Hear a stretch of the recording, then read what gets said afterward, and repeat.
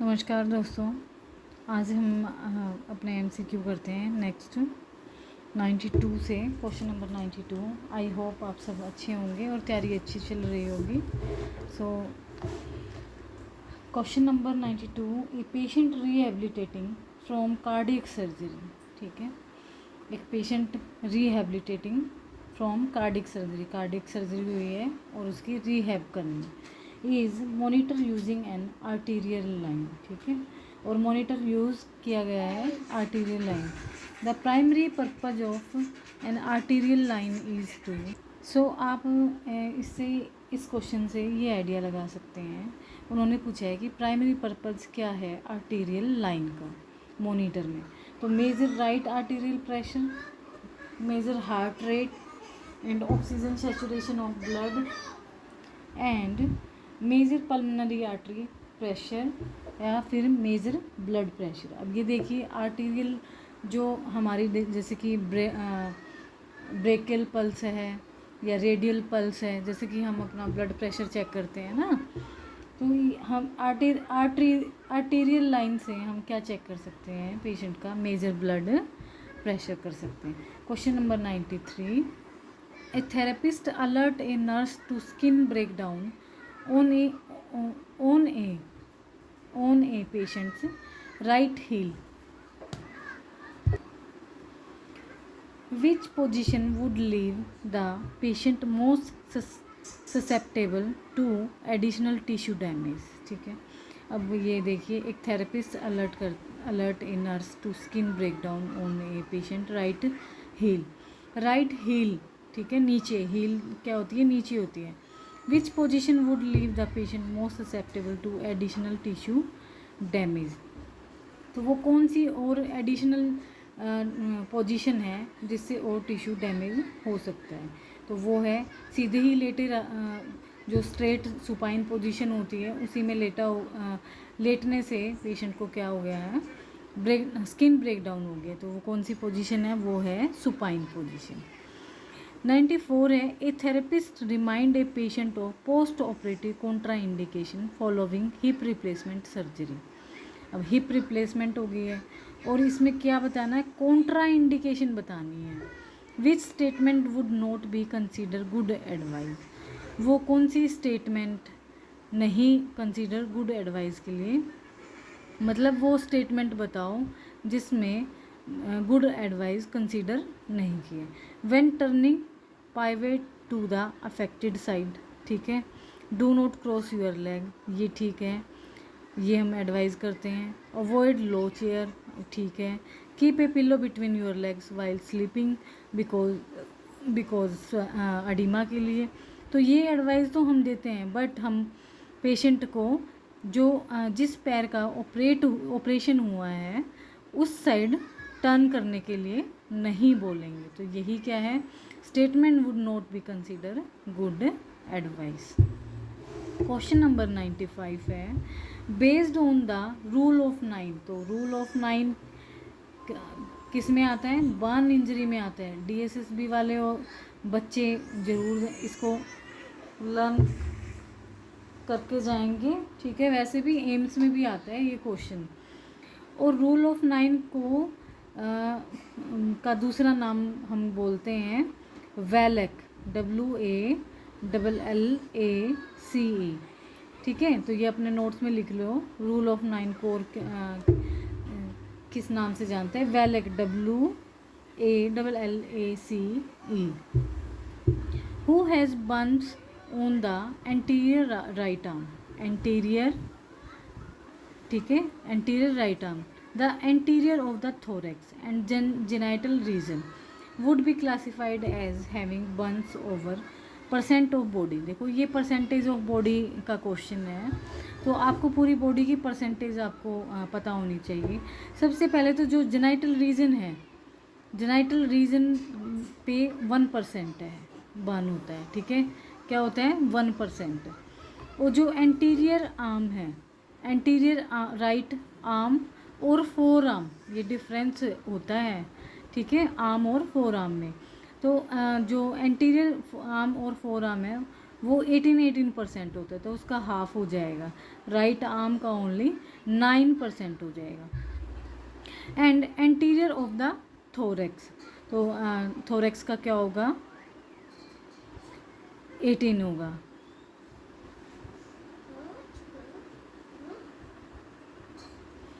देखिए, देखो अगर हम एक रूल के अकॉर्डिंग बर्न इंजरी को काउंट करते हैं तो इसका आंसर है ना 19 आएगा। ठीक है, 9 राइट आर्म और 9 ही एंटीरियर ऑफ थोरेक्स, तो 18 और 1% जेनाइटल रीजन। अब ये नहीं पता कि ये आंसर में 23.5 क्यों आया है, गलत भी हो सकता है, ज़रूरी नहीं है कि ये ठीक ही आंसर है।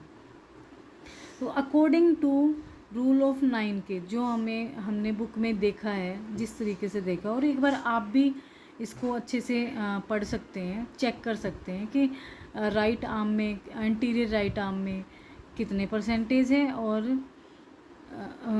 एंटीरियर ऑफ द थोरेक्स कितना है और जेनाइटल रीजन कितना है, और फिर इसको टोटल कर लेना। But my side answer is 19।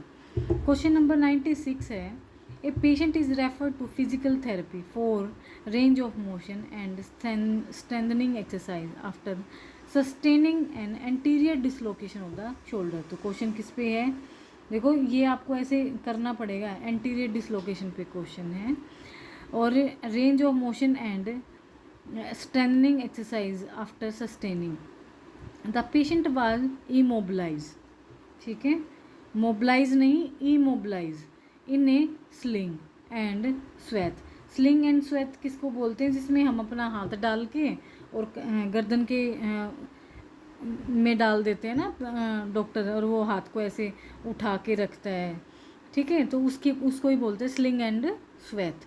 4 weeks के लिए बोल दिया। 4 weeks means 1 month, and it has been 5 weeks since the injury date. Which activity would be the most appropriate for the patient to begin strengthening of the involved shoulder? तो वो it has been 5 weeks since the injury date. Which activity would be the most appropriate for the patient to begin? Begin means start strengthening of the involved shoulder. तो आप देख लेते हैं। देखो, सबसे पहले हम कोई भी सर्जरी होती है, ठीक है, कोई भी फ्रैक्चर होता है, तो सबसे पहले हम पेशेंट को ना ये ध्यान रखना, ट्रीटमेंट में जब भी पेशेंट आता है तो हम स्ट्रेंथनिंग एक्सरसाइज में उसको कौन सी कराते हैं, आइसोमेट्रिक एक्सरसाइज कराते हैं। तो medial and lateral rotation in side lying with 2 pound weight तो बिल्कुल भी नहीं डालेंगे क्योंकि स्टार्टिंग है। Medial and lateral rotation using elastic tubing with the arm at the patient side and elbow at 90 degree, नहीं ये भी नहीं करेंगे। आइसोकाइनेटिक मूवमेंट क्या होती हैं, जब हम पेशेंट के हैंड में अगर वेट दे देंगे और कंसेंट्रिक और इसेंट्रिक मूवमेंट कराएंगे, वो हमारी आइसोकाइनेटिक मूवमेंट हो जाएगी, तो ये भी नहीं करवाएंगे। ठीक है, बट हम क्या करवा सकते हैं पेशेंट को, हम करवा सकते हैं isometric strengthening exercise with the arm position eight the patient side.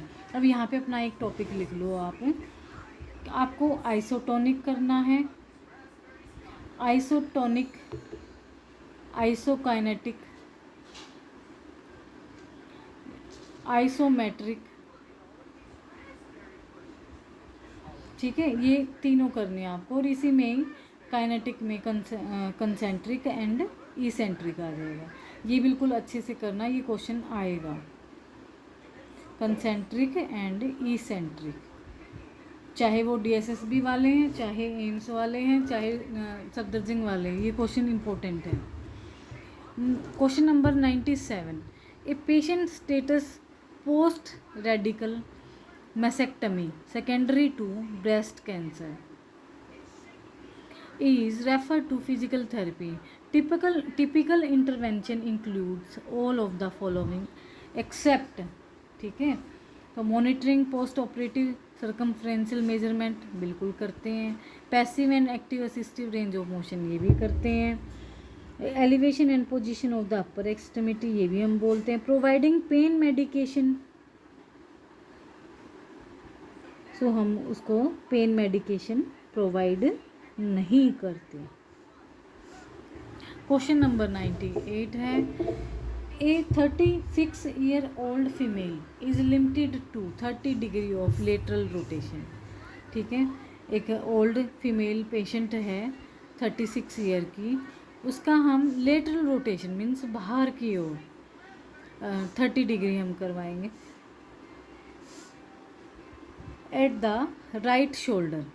Which shoulder mobilization technique would be the most beneficial to increase lateral rotation. वो फिर दोबारा क्वेश्चन ये आ गया कि लेटरल रोटेशन को इंक्रीज करने के लिए हम उसको कौन सी ग्लाइड देंगे, तो हम उसको ग्लाइड देंगे anterior glide of the humeral head. Question number 99 है which progressive resistive exercise would function to strengthen the infraspinatus and teres minor. अब यहाँ पे आपने एक टॉपिक लिख लो RCT. क्या लिखना है, देखिए RCT. RCT का मतलब है रोटेटर कफ टीयर, रोटेटर कफ टीयर. और सबसे पहले तो आपको रोटेटर कफ टीयर की 4 मसल्स इन्वॉल्व होती हैं और वो होती हैं supraspinatus,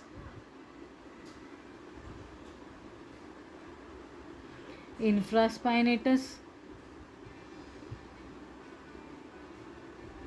सबस्कैपुलरी and teres minor. Most important है, हर बार हर पेपर में ये आता है. ठीक है, मोस्ट इम्पोर्टेंट, इसको अपने नोट्स में लिख लो और इसको लर्न भी कर लो. जिनको याद नहीं है वो भी इनको देख लो. ठीक है, तो ये आप याद करना है. अब क्वेश्चन देख लेते हैं कि इन्होंने क्या पूछा है. Which progressive resistive exercise would function to strengthen the infraspinatus and teres minor. क्या extension of the shoulder with dumbbell weight, नहीं, शुरू में ये नहीं कराएंगे. Flexion of the shoulder with dumbbell weight, नहीं. Lateral rotation of the shoulder with elastic tubing. ठीक है, लेटरल रोटेशन हम करवाएंगे शोल्डर की किसके साथ, इलास्टिक ट्यूबिंग. इलास्टिक ट्यूबिंग का मीन्स यहाँ पे क्या है, जो हम हेल्प लेते हैं किसकी, बेल्ट की. ठीक है, बेल्ट हम अपने डाल के और पेशेंट के शोल्डर पे डाल के तब हम ये एक्सरसाइज कराते हैं. तो इसका answer is lateral rotation of the shoulder with elastic tubing. Question number 100 है dependent bed mobility is a realistic goal for a patient with C6 टेट्राप्लीजिया. अब सबसे पहले तो ये याद करो कि C6 पे जो इंजरी हो जाती है तो उसको क्या हो जाता है, टेट्राप्लीजिया हो जाता है. Tetra means 4. In order to achieve the goal a physical therapist should initiate strengthening to all the following muscle except the. ठीक है, मसल एक्सेप्ट द कौन सी नहीं कराई, teres minor, flexor carpi ulnaris, biceps brachii या फिर anterior deltoid. तो इसमें हम नहीं कराएंगे कौन सी, फ्लेक्सर कार्पाई अल्नरिस. एक्सेप्ट पूछा है ना, हम टीरीज मेजर की स्टैंडिंग कराएंगे, बाइसेप्स ब्रेकियाई की और एंटीरियर डेल्टोइड की. क्वेश्चन नंबर है 101. A physical therapist examine a 16-year-old make diagnosed with left knee anterior cruciate ligament insufficiency. During the examination a Lachman test. अब देखो यहाँ पे एक क्वेश्चन बनेगा कि जो ACL लिगामेंट इंजरी है उसमें कौन सा टेस्ट कराया जाता है. तो लैकमैन टेस्ट आ गया, एंटीरियर ड्रॉ टेस्ट आ गया. इन दोनों में से भी मोस्ट कॉमन पूछा जाता है, तो मोस्ट कॉमन कराया जाता है Lachman test. Is perform ideally. The therapist should perform the test with the knee in कितने डिग्री पे कराएगा, 35 to 40 डिग्री पे. ठीक है, question number 102. A patient with a full thickness, दोबारा से बन का क्वेश्चन आ गया. Burn over the entire anterior aspect of the neck is examine in physical therapy. The physical therapist must plan a treatment program based on the anticipation of a possible contraction. ठीक है, full thickness कहाँ पे है, anterior aspect of neck is examining. ठीक है, तो नेक के anterior में है, और एंटीरियर में होगा तो क्या होगा, पेशेंट अपनी नेक को फ्लेक्शन मूवमेंट में रखेगा। तो इसमें है पॉसिबल कॉन्ट्रैक्चर किसका बन सकता है, फ्लेक्सिबल फ्लेक्शन मूवमेंट में। क्वेश्चन नंबर 103 है, प्रॉपर, जैसे कि आप ये मान लो कि ये नेक है। ठीक है, ये क्या है, ये है आपकी नेक, ये इस नेक पे यहाँ पे एंटीरियर एस्पेक्ट पे, ठीक है, बर्न हो गया है। तो जैसे ही ये बर्न होगा तो पेशेंट को क्या होगा, पेशेंट जैसे ही एक्सटेंशन करेगा ना तो उसको और भी ज़्यादा पेन होगा, तो वो पेन के कारण अपनी नेक को ऐसे झुका के रखेगा। ठीक है, और जैसे ही वो झुकाएगा तो स्किन इतनी ही रेंज पे डेवलप होगी, और जैसे ही स्किन डेवलप होगी तो उस पेशेंट को क्या होगा, स्किन कॉन्ट्रैक्चर बन जाएगा। ठीक है, और फिर ये जो नीचे झुकने वाली जो है वो क्या होगी, फ्लेक्शन मूवमेंट। अगर नेक में, ठीक है, नेक के पोस्टीरियर पार्ट पे अगर बर्न होता, तो अब ये मान लो पोस्टीरियर पार्ट है, तो पोस्टीरियर पार्ट पे अगर बर्न होता तो पेशेंट ऑटोमेटिक ही अपनी गर्दन को ऐसे पीछे की ओर एक्सटेंशन मूवमेंट में रखेगा, क्योंकि जब बर्न होती है ना, इंजरी बर्न होती है, तो ऑटोमेटिक हमारी मूवमेंट इस या एक्सटेंशन हो या फिर फ्लेक्शन हो।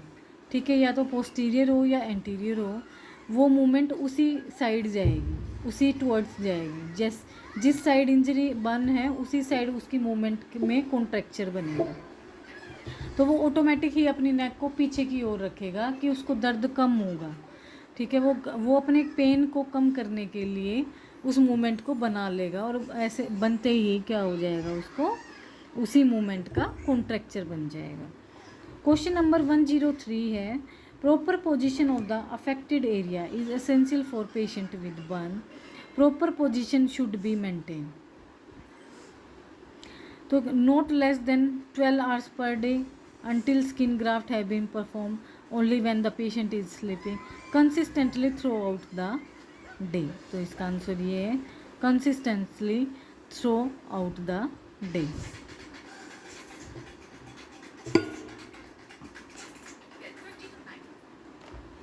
नेक्स्ट क्वेश्चन है हमारा question number 104, a patient with a transfemoral amputation. ठीक है, क्या है ट्रांसफीमोरल, वैसे इंपॉर्टेंट है, पेन कहाँ गया,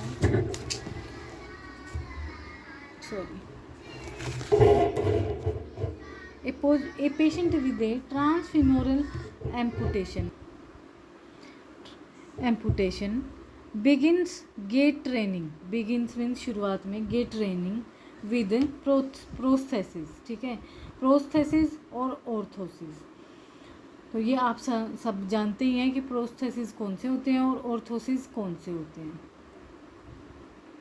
what effect will a hip flexion contracture have on the patient gate.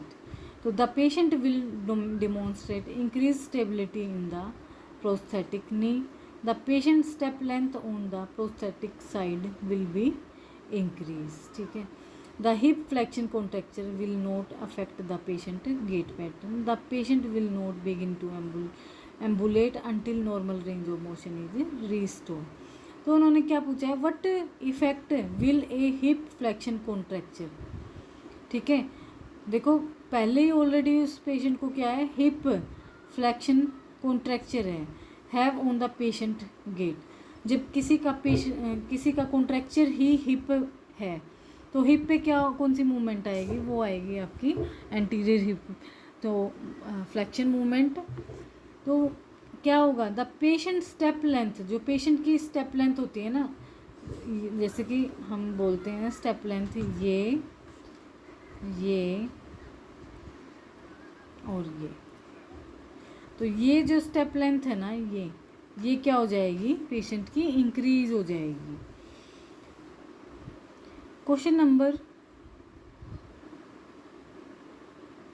105 है, a physical therapist examine a patient with a suspected acutely torn tear medial meniscus, ठीक है, suspected acutely torn medial meniscus, which symptom is not commonly associated with a medial meniscus tier.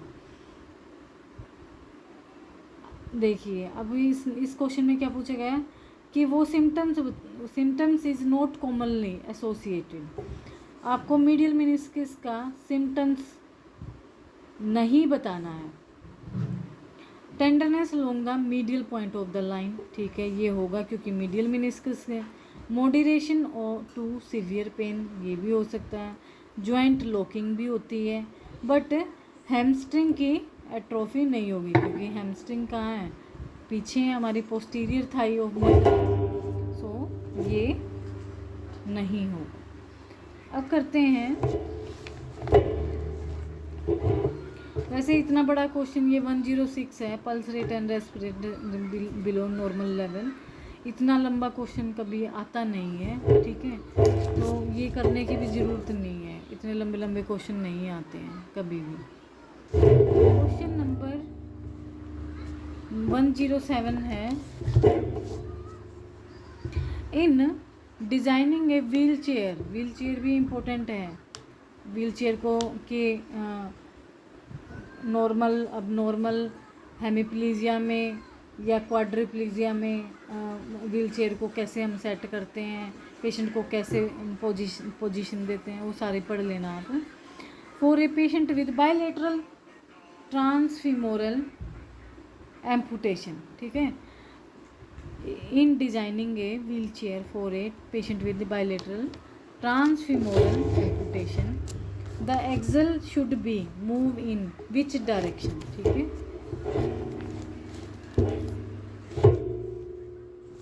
तो क्या होगा 2 inches backward होगा, ठीक है, क्या होगा 2 इंचेस बैकवर्ड।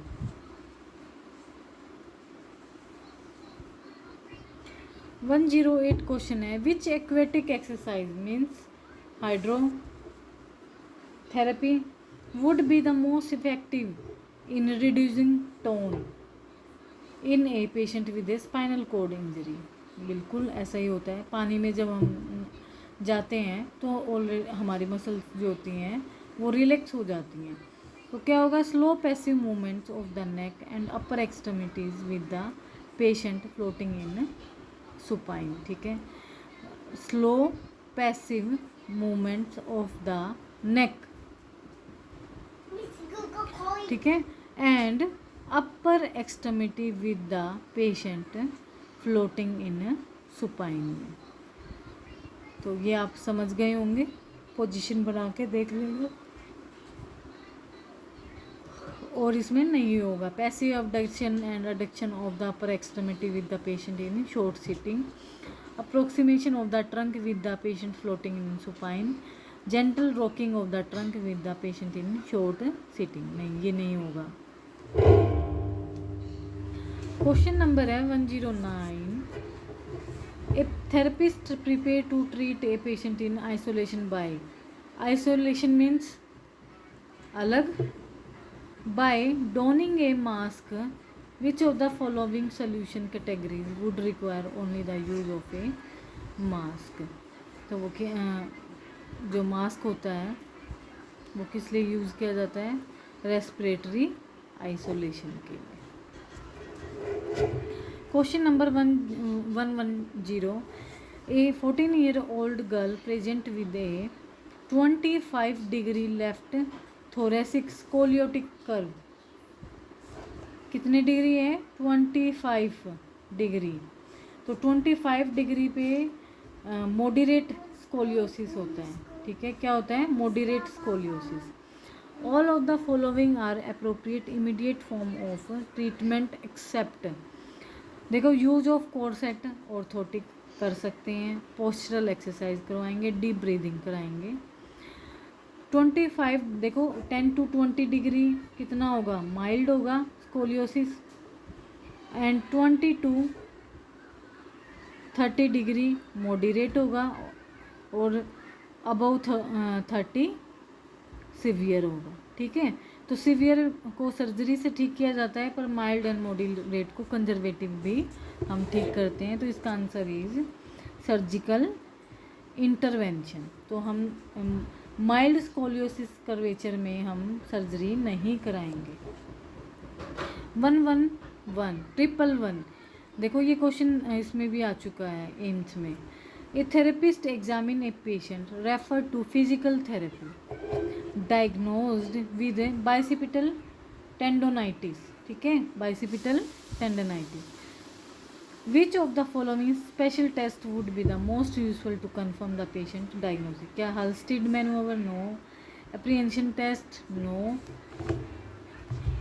ठीक है, तो कौन सा टेस्ट होगा? तो यर्गासन टेस्ट होगा एंड स्पीड टेस्ट, इन दोनों में से एक नेम आता है। Question number 112, when wrapping the residual limb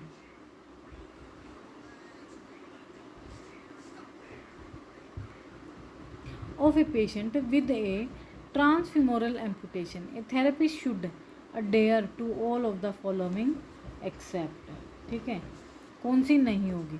the bandage should provide increase pressure proximally, नहीं, यही नहीं होने देते। अगर प्रेशर इंक्रीज हो जाएगा तो क्या होगा? ब्लड का फ्लो इंक्रीज हो जाएगा। The bandage should be smooth and wrinkle free. The bandage should be apply using diagonal turn. The bandage should be apply to anchorage proximal joint action. और कितने इंच अप्लाई करते हैं? 6 inch. तो the bandage should provide increase pressure proximally नहीं, distally, ठीक है, यहाँ पे क्या आएगा? Distally. Question number 113, which surgical technique is commonly performed on a shoulder to repair a defect in the glenoid labrum, ठीक है। तो देखो ग्लिनोइड लैब्रम में क्या होता है? ग्लिनोइड लैब्रम में कुछ लीजन्स होते हैं। क्या एक्रोमियोप्लास्टी होगी? सर्जिकल टेक्निक पूछा है इन्होंने किसका? डिसलोकेशन का, ठीक है, डिफेक्ट इन ग्लिनो, अगर डिफेक्ट हो जाए ग्लिनोइड लैब्रम का तो क्या होगा? इन्फीरियर कैप्सुलर शिफ्ट नहीं। बैंकट, बिल्कुल बैंकट लीजन, कौन सा होगा? बैंकट लीजन,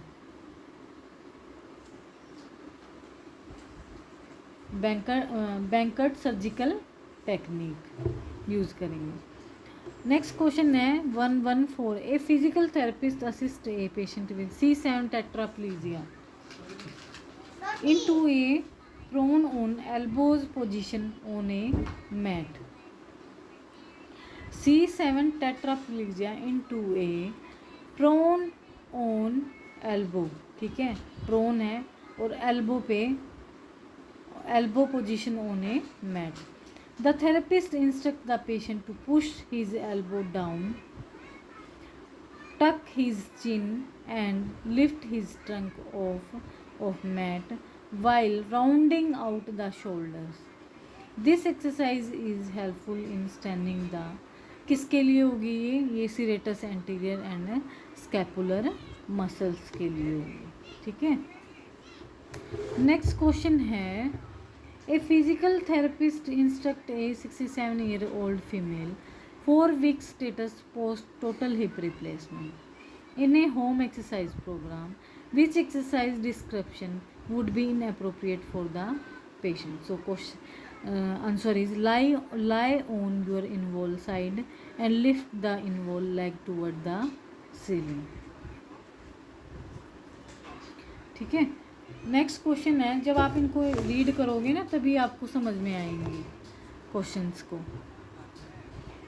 अब करते हैं, ए 16-year-old बास्केटबॉल प्लेयर, और स्पोर्ट्स का आ गया है, basketball player is anxious to return to athletic competition following rehabilitation from Achilles tendon rupture.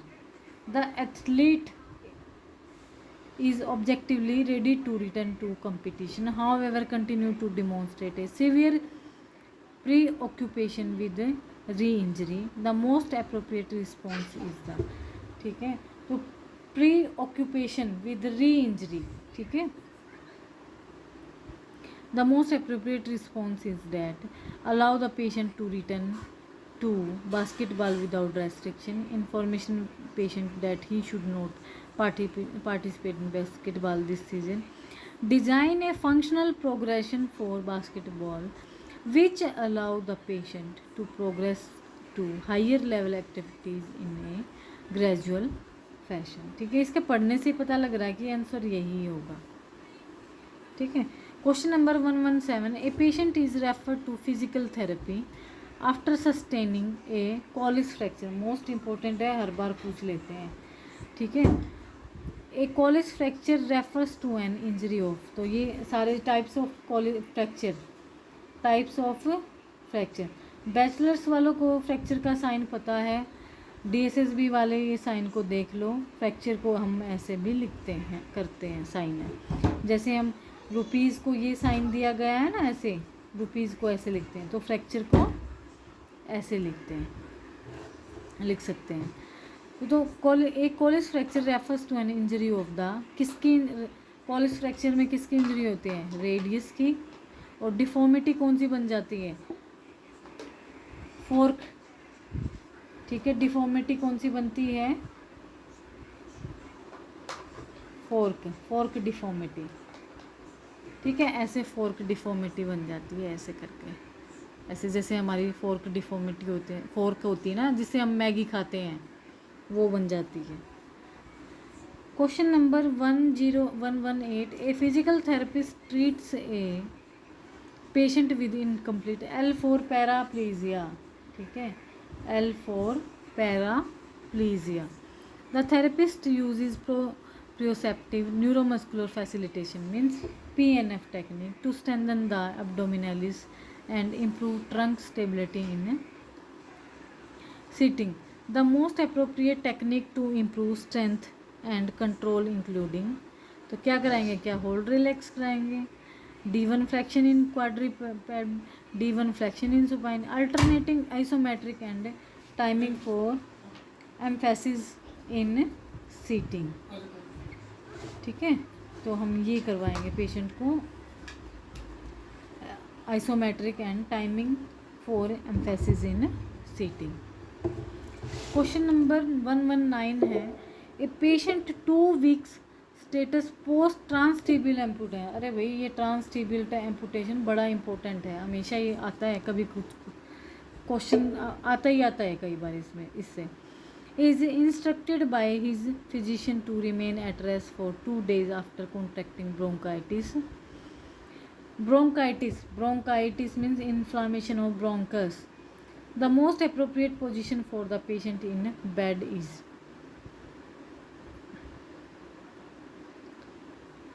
supine with a pillow under the patient knee, supine with a pillow under the patient thigh and knee, supine with the legs extended, ठीक है। Supine with the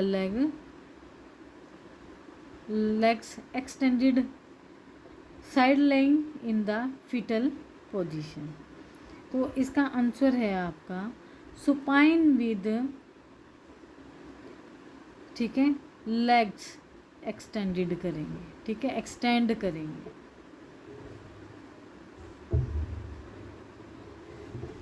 question number 120 है, A 21-year-old male suffer a primary dislocation of the right shoulder under playing football, ठीक है, playing football. The athlete is referred to physical therapy after 3 weeks of immobilization.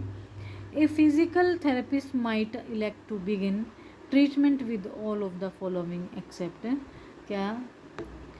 Isometric shoulder exercise भी कराएंगे patient को, passive range of motion exercise भी कराएंगे, active assistive range of motion exercise भी कराएंगे, पर हाई स्पीड आइसोकाइनेटिक एक्सरसाइज नहीं कराएंगे। यही question number answer is D. Next question है 121, ए patient with A C3 spinal cord injury. C3 spinal cord, देखो स्पाइनल कोड इंजरी का में से क्वेश्चन आएगा ही ज़रूर, और स्पाइनल कॉर्ड इंजरी पे आपको क्या करना है, स्पाइनल कॉर्ड इंजरी में एक तो आपको स्केल करने हैं अच्छे से, याद जितने भी स्केल हैं स्पाइनल कॉर्ड इंजरी के वो स्केल कर लो। डिफॉर्मिटी अगर होती हैं वो डिफॉर्मिटी भी करो, एंड स्प्लिंट जो यूज़ किए जाते हैं वो स्प्लिंट भी यूज़ करो। ठीक, देखो स्केल आता है और स्प्लिंट आता है, ठीक है, स्पाइनल कॉर्ड इंजरी से। और इंजरी पूछ ली जाती है कि लेवल ऑफ इंजरी कि आप वो बताओ, सिम्टम्स बताओ, क्वाड्रिप्लेजिया, टेट्राप्लेजिया, मोनोप्लेजिया, ठीक है, ये आ जाता है, तो आप ये अच्छे से कर लेना। Position in supine, which area is most susceptible to pressure in this position. तो ये पूछ रहा है जब C3 स्पाइनल कॉर्ड इंजरी हो जाती है तो प्रेशर एरिया कौन सा सबसे ज़्यादा होगा, कौन सी पोजीशन पे सुपाइन में, तो वो होगा सैक्रम पे। कौन सा होगा, sacrum. C3 spinal cord injury से क्या हो जाएगा, क्वाड्रिप्लीजिया हो जाएगा, ठीक है। A therapist identify excessive femoral neck anteversion during an examination of a patient, diagnose with trochanteric bursitis, ठीक है, क्या है trochanteric bursitis, bursitis का means bursa, itis means inflammation. The structural finding commonly result in an increase in hip medial rotation, ठीक है। Next question है 1, 2, 3.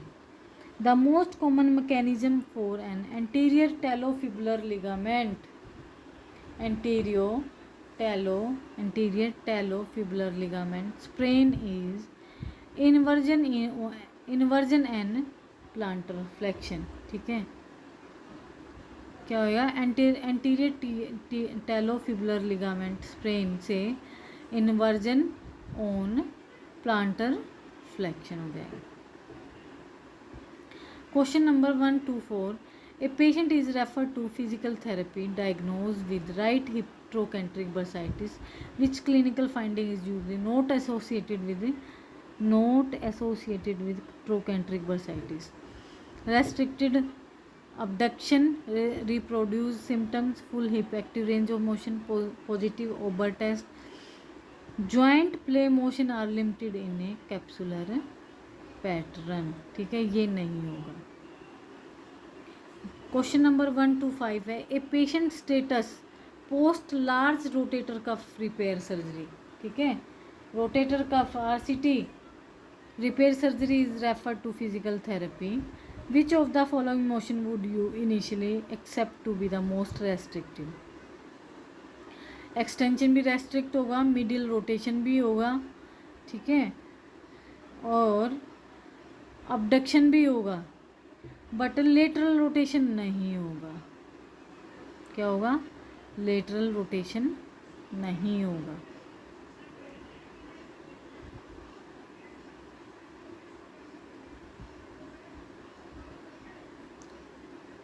ठीक है ना, नहीं कराएंगे। Which of the following motion would you initially except to the most restrictive, ठीक है, मतलब तो कौन सी वो मूवमेंट है जो रेस्ट्रिक्ट होगी मोस्ट कॉमन, तो वो है lateral rotation.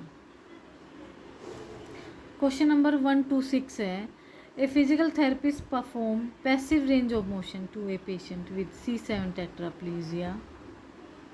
The patient bilateral straight leg raise is measured passively to 90 degrees. What should the physical therapist conclude about the patient's ability to perform activities of daily living? The patient require a straight leg raise of 110 से 120 degree in order to perform long sit and activities of daily living. Next question है आपका, ये काफ़ी लंबे लंबे question आ गए, हम इसको ना थोड़ा छोड़ देते हैं, क्वेश्चन नंबर 27 से छोड़ देते हैं, इसको हम बाद से करेंगे। अब हम कर लेते हैं, छोटे छोटे क्वेश्चन कर लेते हैं। क्वेश्चन नंबर 153 DSSB में आया था ये question. Earliest sign of Volkmann ischemic contracture is, पहला साइन कौन सा होगा वोल्कमैन इस्चमिक कॉन्ट्रैक्चर का? वो होगा आपका पेन। ठीक है। क्लो हैंड इज सीन इन, ठीक है, क्लो हैंड सीन का क्लो हैंड हो जाता है, ठीक है, ऐसे करके ऐसे ऐसे। तो वो होगा ulnar nerve injury. Nerve abscesses is seen in the nerve, ठीक है, nerve abscesses is seen in the which nerve? तो ये होगा आपका मोस्ट कॉमन अल्नर नर्व ही नर्व एब्सेसिस बनता है। और ये नर्व एब्सेसिस किस में सबसे ज़्यादा बनते हैं? ये कॉम्प्लिकेशन बनती है लेप्रेसी की, मीन्स कुष्ठ रोग, भद्दा रोग जिसको हम बोलते हैं, हिंदी में कुष्ठ रोग बोलते हैं, देसी भाषा में भद्दा एंड लेप्रेसी। भारत में 1.3% लेप्रेसी पेशेंट्स हैं जिनको नर्व एब्सेसिस की प्रॉब्लम्स भी हैं। ठीक है। अब करते हैं tardy ulnar nerve palsy is due to, ठीक है, टार्डी अल्नर नर्व पाल्सी, ये क्वेश्चन एम्स में आया था एक बार।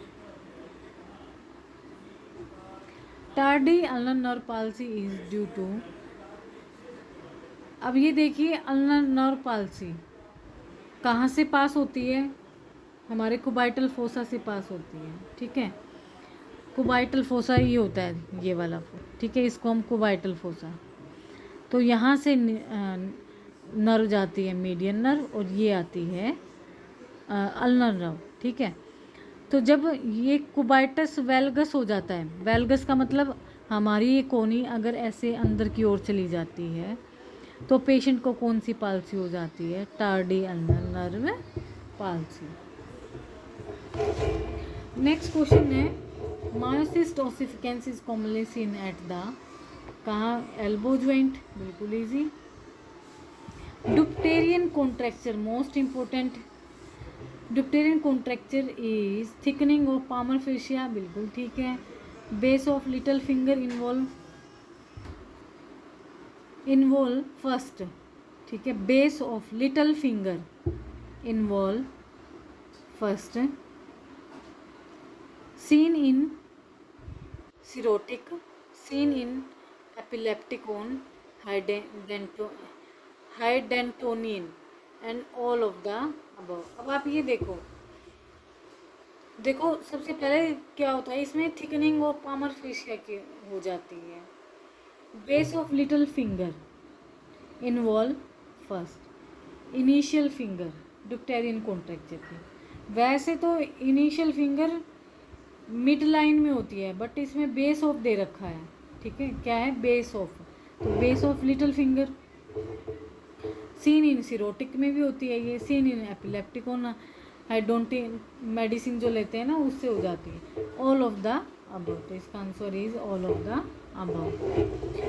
159 है calcification of menisci is seen in, जो कैल्सिफिकेशन मीन्स जमना, मेनिस्कस के पास जब कैल्सिफिकेशन होता है तो उसको हम क्या वो किस कंडीशन में होता है? वो होता है शूडोगॉगल।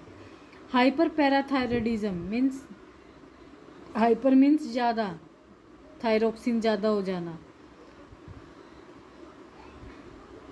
एक्रोमेगैली का मीन्स है कोई किसी भी ऑर्गन का बढ़ना। ठीक है, कार्डियोमेगैली, हिपैटोमेगैली, जहाँ पे भी मेगैली होगा ना वहाँ पे ये मान लो कि इनलार्जमेंट ऑफ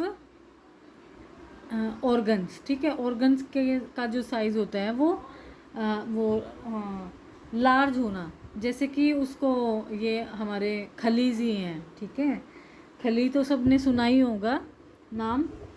तो खली को ये बीमारी है एक्रोमेगैली की। ठीक है, ओस्टियोमेगैली, अलग अलग ऑर्गन्स की अलग अलग मेगैली होती है।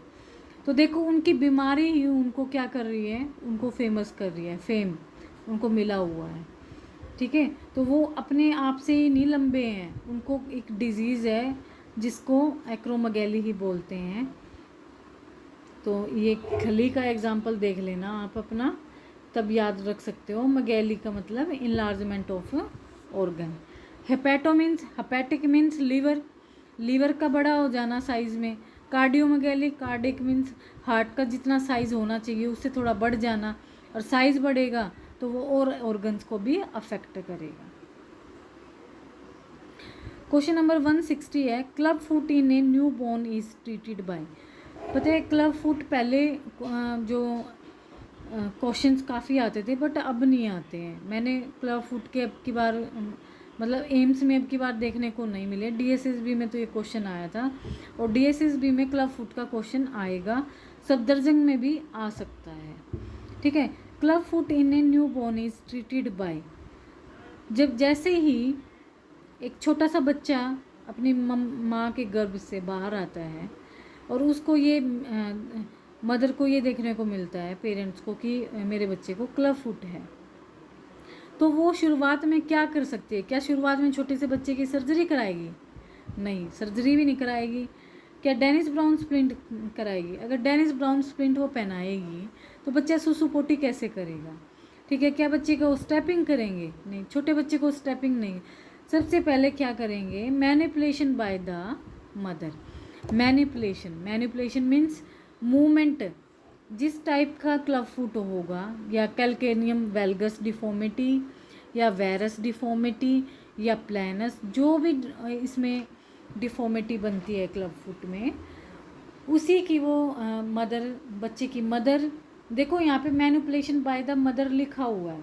मैं मानती हूँ कि चलो मदर ही मैनिपुलेशन, अगर फादर यहाँ पे आ जाता है आपके सेंस को चेक करने के लिए, ठीक है, अगर आपकी सेंस को चेक करना है एग्जामिनर को, तो वो मदर की जगह आप तो रट्टा मार के जाएंगे मैनिपुलेशन बाय द मदर, और यहाँ आ जाए फादर या ग्रैंड पेरेंट्स, तो आपको क्या लिखना आपको आपका क्वेश्चन यही रहेगा, manipulation by the parents, guardian, father, mother. ठीक है, तो ये कॉमन सेंस होती हैं, इनको अपने आप भी सोचना पड़ता है। अब नेक्स्ट क्वेश्चन करते हैं, tardy ulnar nerve palsy is not seen इन। ठीक है, tardy ulnar nerve palsy is not seen इन, यहाँ पे ये दे रहे हैं कि कुबाइटस वेल्गस आंसर, नहीं सॉरी, ऐसा नहीं होता है। कुबाइटस वेल्गस में तो टार्डी अल्नर नर्व पाल्सी हो जाती है, तो ये पूछ रहे हैं tardy ulnar nerve palsy is not seen in cubitus valgus, dislocation of elbow, fracture scaphoid, या बी एंड सी। तो देखो इसमें तो दिखता है, ठीक है, क्या इससे तो टार्डी अल्नर नर्व पाल्सी हो जाती है कुबाइटस वेल्गस से, but dislocation of elbow and fracture scaphoid से ये पाल्सी नहीं होती है। तो क्वेश्चन नंबर आपका आंसर इज बी एंड सी। मुझे ऑर्थो बड़ी अच्छी लगती है, ठीक है, क्योंकि मैंने एमपीटी ऑर्थो से ही की हुई है, और मैंने एमए योगा भी की हुई है, सो डेफिनेटली मुझे ऑर्थो अच्छी ही लगेगी क्योंकि मैंने ऑर्थो पढ़ी हुई है। Commonest cause of wrist drop is, commonest cause बताना है हमें रिस्ट ड्रॉप का, ठीक है, तो क्या होगा? Commonest cause of wrist drop is dislocation of, क्या इंट्रामस्कुलर इंजेक्शन होगा? नहीं। क्या फ्रैक्चर होमलेस होगा? नहीं। Dislocation of elbow? नहीं। Dislocation of shoulder? तो बताओ रिस्ट ड्रॉप का कॉमन कोज कहाँ होगा? रेडियल नर्व से, तो ये इन्होंने आंसर आएगा हमारा 162 का है, डिसलोकेशन ऑफ एल्बो। ठीक है, क्या होगा? Dislocation of elbow, wrist drop. अब करते हैं, अगर डिसलोकेशन ऑफ एल्बो अगर यहाँ ना हो तो फिर क्या आएगा? फ्रैक्चर ऑफ होमरस आएगा। ये फर्स्ट है और ये सेकंड है। क्वेश्चन नंबर 163 है, distance from elbow in four arm amputation, ठीक है। डिस्टेंस बताना है फ्रॉम एल्बो से इन फोर आर्म एम्पुटेशन, ठीक है। ये distance from elbow in four arm amputation is which inches, तो कितने इंच एम्पुटेट करेंगे, 7 इंच, कितना 7 इंच पे एम्पुटेशन होगी। Distance from the acromion in arm amputation is, acromion in arm amputation is inches, कितना होगा 8 इंचीज, ठीक है। Distance from the tip of greater trochanter, देखो ये लर्न करने की बात होती है, ये तो लर्न ही करना पड़ेगा आपको। Distance from the tip of greater trochanter in thigh amputation is inches 11 inch, ठीक है। Thigh amputation, tip of greater trochanter in thigh amputation. Distance from the knee joint in below knee amputation is 5.5 inches. वैसे अभी तक ये आई नहीं है exam में, कभी भी एग्जामिनर का कुछ भरोसा नहीं, कभी भी कुछ भी दे सकता है। अब करते हैं 167, मस्कुलोस्केलेटल एबनॉर्मेलिटीज़ इन न्यूरोफाइब्रोमेटोसिस। क्या है neuro means nerve, fibro means nerve tissue, metosis means increase हो जाना।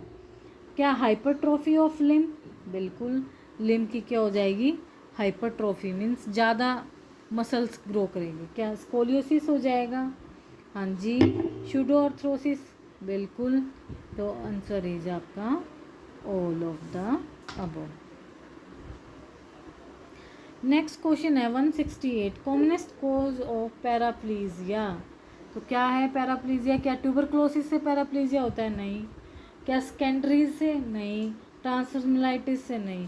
तो किससे होता है पैराप्लीजिया, RTA, ठीक है। किससे होता है, RTA means road traffic accident, या रोड ट्रैफिक एक्सीडेंट उसको हम बोलते हैं ट्रोमा।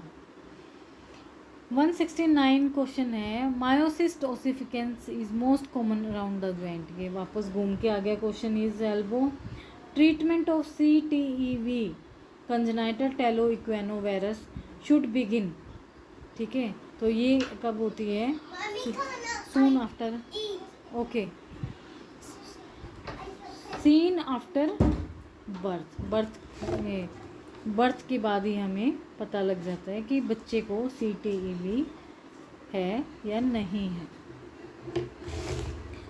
क्वेश्चन नंबर 171 है, ये DSSB में आया था। Soft tissue calcification around the knee is seen in pseudo gout, ठीक है। स्कर्वी में क्या होता है,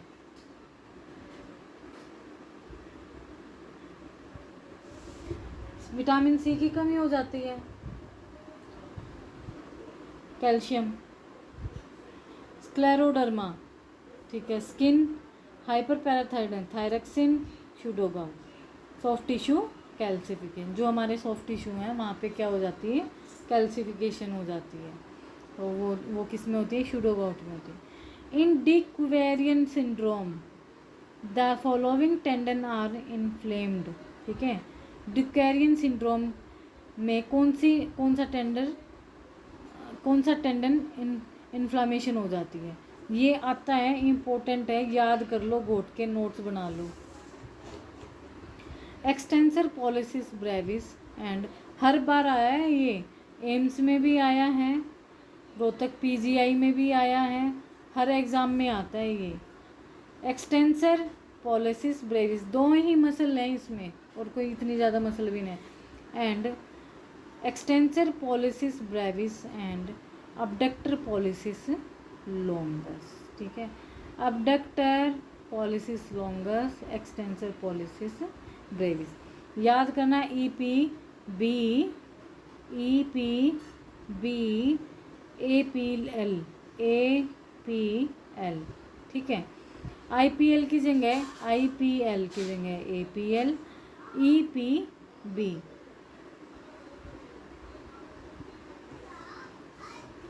क्वेश्चन नंबर 173 है commonest site of myositis ossificans. अरे भाई कितनी बार क्वेश्चन आएगा ये।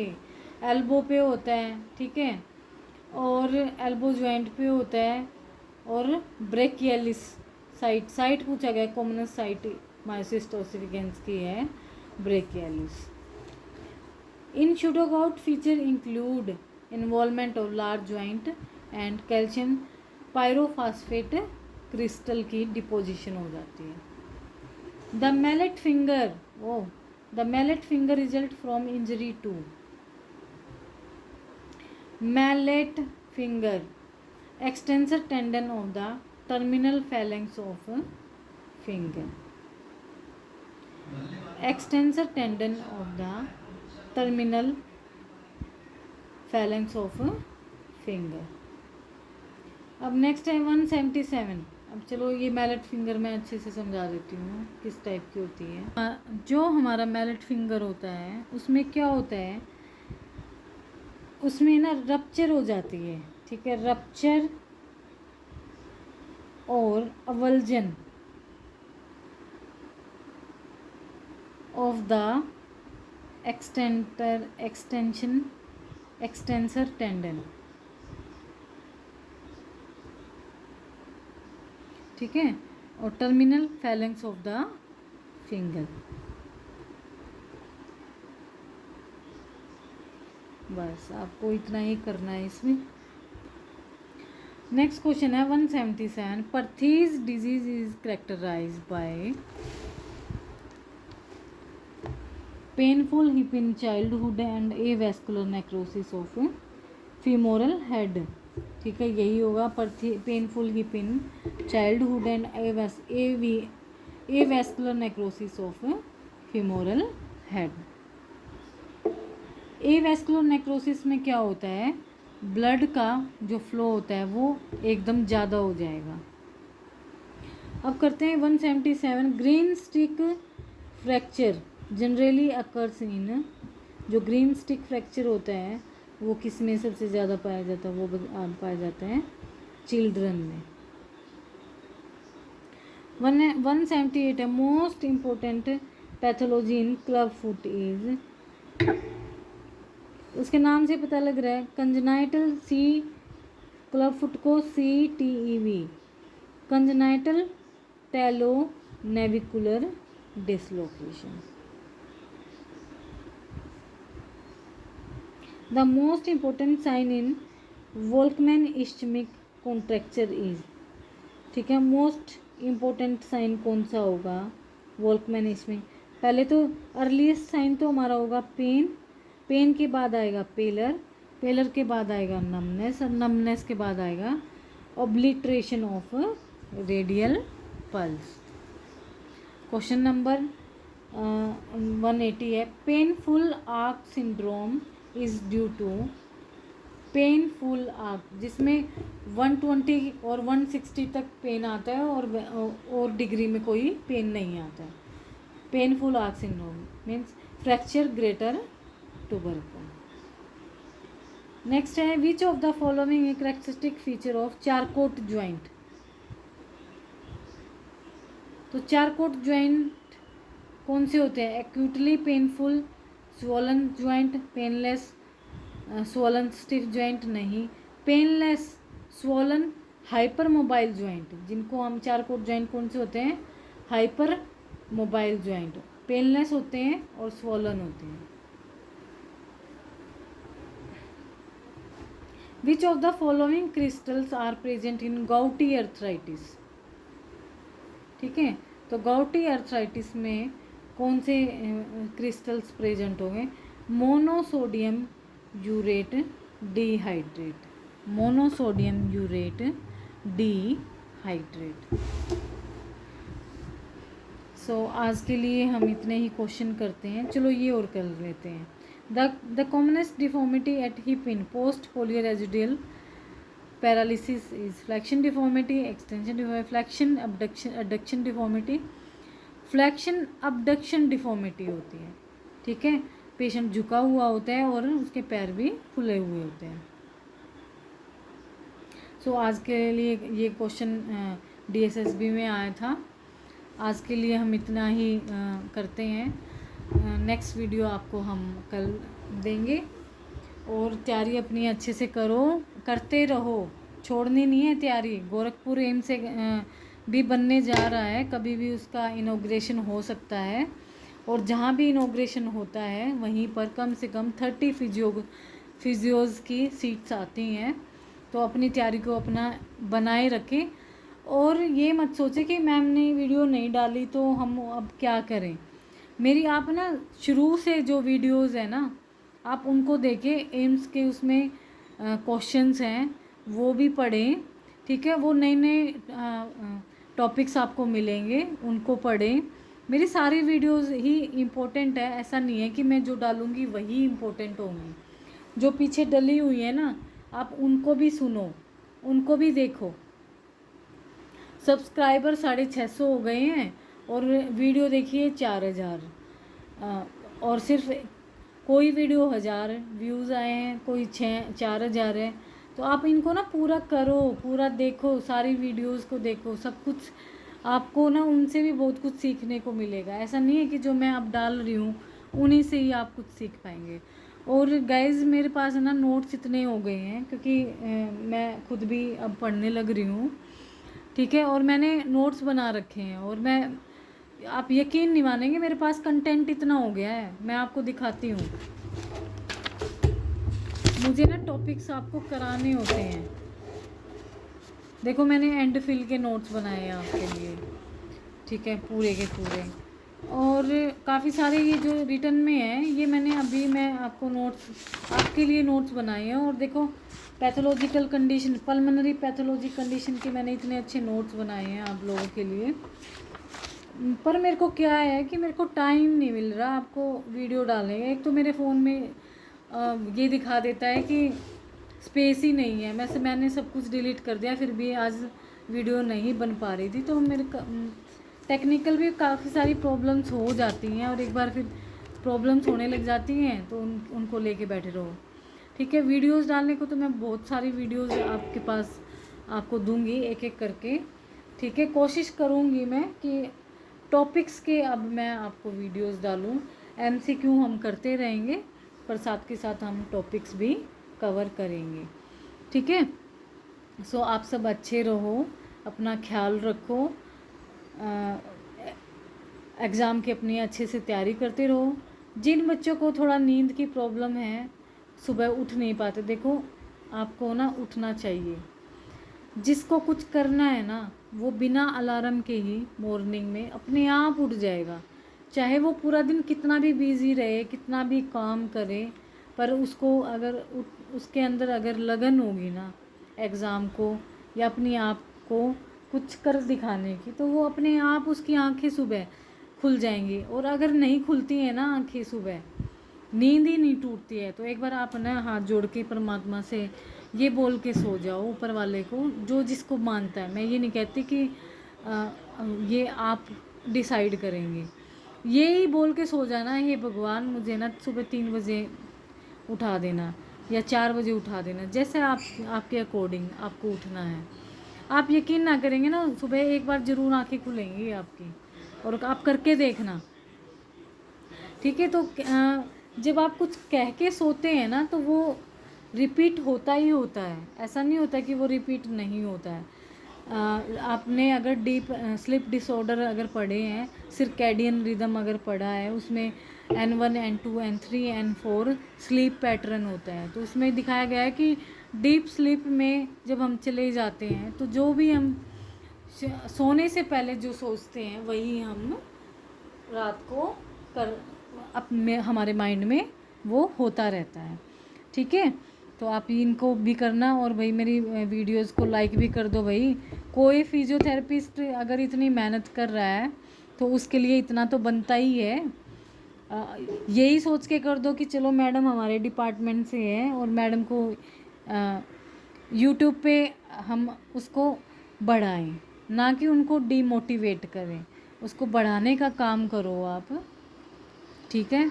खुश भी रहो, स्ट्रेस ना लो बिल्कुल भी एग्ज़ाम का, ठीक है। बस अपना लगन से अपनी तैयारी करते रहो, ज़रूर एक दिन आप अच्छे प्रैक्टिशनर बनेंगे, अच्छी आपकी सर्विस लगेगी। आज नहीं कल सही, कल नहीं परसों सही। ऑप्शन अभी आपके आने वाले हैं एग्ज़ाम के, आप अपना तैयारी करते रहें full. So thank you so much, मिलते हैं नेक्स्ट वीडियो में।